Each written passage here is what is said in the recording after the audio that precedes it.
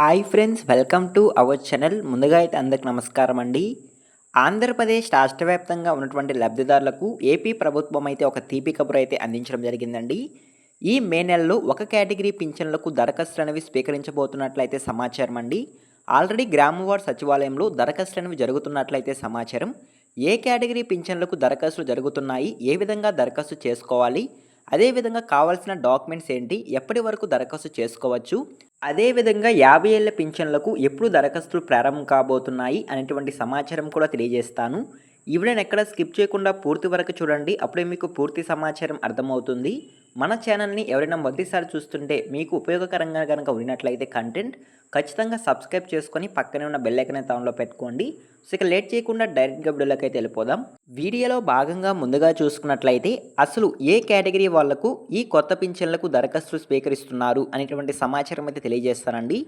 ప్రతి నెలలో ఈ కేటగిరీ పింఛన్లకు గ్రామ వార్డు సచివాలయాల ద్వారా అయితే దరఖాస్తులు అనేవి చేసుకోవచ్చు. వాళ్ళు ఎవరు అనే విషయానికి కనుక వచ్చినట్లయితే ఆంధ్రప్రదేశ్ రాష్ట్ర వ్యాప్తంగా ఎన్టీఆర్ సామాజిక భద్రతా పింఛన్లో భాగంగా ఎవరైతే భర్త ఎన్టీఆర్ భరోసా పెన్షన్ పొందుతూ వివిధ కారణాల వల్ల మరణించి ఉంటారో వాళ్ళ ప్లేస్లో వాళ్ళ భార్య కనుక ఉన్నట్లయితే వాళ్ళ భార్యకు వెంటనే స్పోర్ట్స్ పెన్షన్ అయితే ఇవ్వడం జరుగుతుందండి.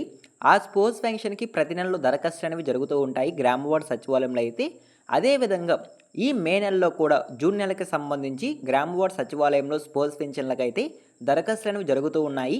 సో ఓకేనా, మీకు అర్థమైంది అనుకుంటున్నాను. కేవలం ఈ కేటగిరీ పింఛన్లకు మాత్రమే గ్రామ వార్డు సచివాలయంలో దరఖాస్తులు అనేవి జరుగుతూ ఉన్నాయండి. సో ఓకేనా, మీకు అర్థమైంది అనుకుంటున్నాను. భర్త ఖచ్చితంగా ఎన్టీఆర్ భరోసా పెన్షన్ తీసుకుంటూ మరణించి ఉంటేనే ఈ స్పోర్ట్స్ పెన్షన్కి దరఖాస్తు చేసుకోవడానికి అయితే అవకాశం అయితే ఉంటుంది.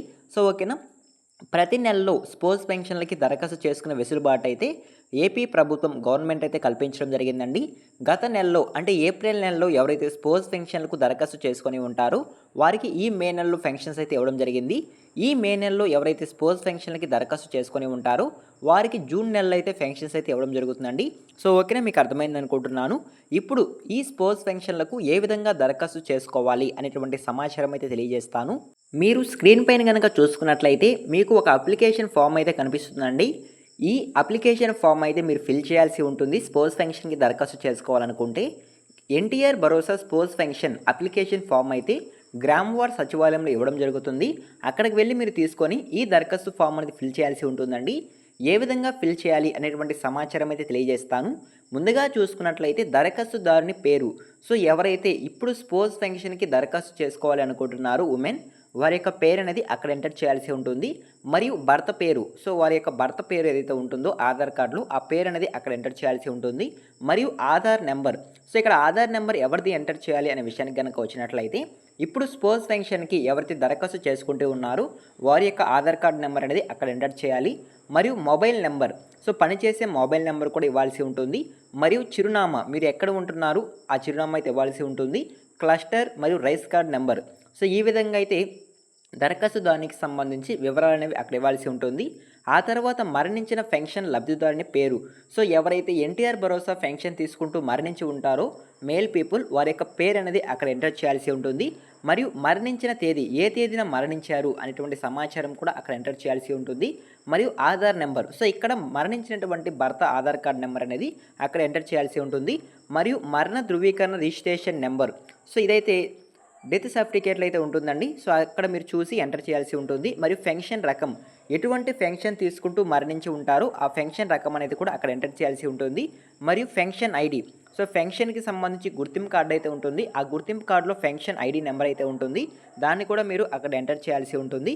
సో ఓకేనా, సో ఈ విధంగా ఈ దరఖాస్తు ఫామ్ అనేది మీరు ఫిల్ చేసి గ్రామ వార్డు సచివాలయంలో కనుక ఇచ్చినట్లయితే అక్కడ ఉన్నటువంటి verified education assistant, ward verified development secretary, so వీళ్ళు ఆ దరఖాస్తు ఫామ్ని చెక్ చేసి సైన్ అయితే చేయడం జరుగుతుంది. సైన్ చేసిన తర్వాత మండల పరిషత్ అభివృద్ధి అధికారి, మున్సిపల్ కమిషనర్ ఎవరైతే ఉంటారో మండల స్థాయిలో అధికారులు, సో వారికైతే ఈ దరఖాస్తు ఫామ్ అనేది ఇవ్వడం జరుగుతుంది. వాళ్ళు పరిశీలించిన తర్వాత సో మీరు కనుక ఈ దరఖాస్తు ఫామ్లో ఫిల్ చేసినట్లు డీటెయిల్స్ కనుక ఉన్నట్లయితే సో మీకు ఈ పెన్షన్ అయితే ఇవ్వడం జరుగుతుందండి.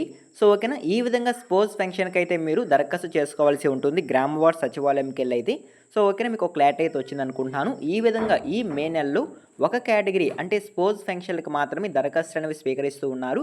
సో ఓకేనా, అదేవిధంగా చాలామంది అయితే ఆంధ్రప్రదేశ్ రాష్ట్రంలో 50 ఏళ్ల పింఛన్లకు ఎప్పుడు దరఖాస్తు విడుదల చేస్తారు అని అడుగుతున్నారు. 50 ఏళ్ల పింఛన్లకు సంబంధించి ప్రభుత్వం అయితే ఎలాంటి సమాచారం అయితే ఇవ్వలేదండి. ఖచ్చితంగా రాబోయే రోజుల్లో 50 ఏళ్ల పింఛన్లకు దరఖాస్తు విడుదల చేసేందుకు అవకాశం ఉన్నట్లయితే సమాచారం. సో ఓకేనా, ఈ విధంగా పింఛన్లకి సంబంధించి ఒక తాజా సమాచారం అయితే రావడం జరిగిందండి. ప్రస్తుతం స్పోర్ట్స్ ఫంక్షన్కి అయితే మీరు దరఖాస్తు చేసుకోండి గ్రామవార్డు సచివాలయంకి వెళ్ళి అయితే. ఓకేనా, ఈ ఇన్ఫర్మేషన్ కనుక మీకు నచ్చినట్లయితే లైక్ చేయండి. ఇలాంటి లేటెస్ట్ అప్డేట్స్ కొరకు మన ఛానల్ని సబ్స్క్రైబ్ చేసుకుని పక్కనే ఉన్న బెల్ ఐకాన్ అయితే ఆన్లో పెట్టుకోండి. ఈ వీడియో మీరు ఎండ్ వరకు చూస్తుంటే థ్యాంక్ యూ ఫర్ వాచింగ్.